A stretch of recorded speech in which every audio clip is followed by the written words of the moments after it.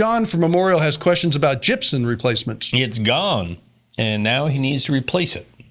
What if we lived without it? I don't know. Let's find out. Yes. Sean writes, I need to know which products are best to use to preserve the air gap and actually get the new material space between the studs and the brick in areas. He's talking areas like this.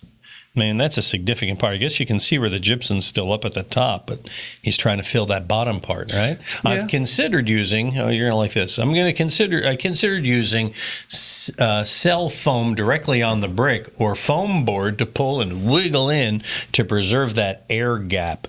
But the obvious question is how to secure the seal. Tom? It's a tough one. There's no good answer to it. There's thousands and thousands of homes out there like this in Houston that people live in every day and everything's fine. As far as expandable foams, no, that's going to cause you even more problem because you're just going to trap water all up inside above that foam and it's not going to do you any good at all.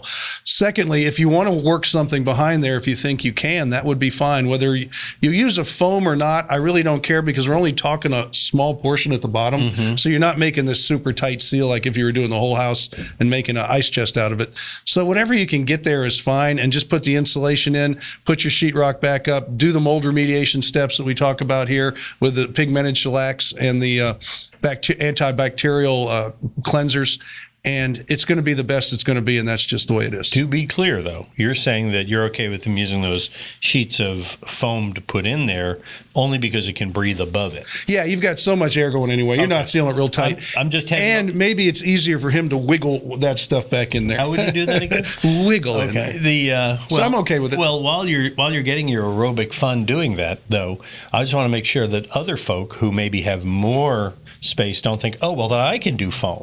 No, what you really want to stay away from the foams is when you're building a new house and you're trying to make this thing super tight. Don't do that. If you're just trying to keep a backing there to keep the insulation from falling through, the foam is fine because there's so much air going through there. You're not going to be able to hermetically seal this wall ever again because the house is too old and it's been through too much abuse. You have a question? Send it our way at HomeShowRadio.com, or you can watch more answers here. Be sure and subscribe.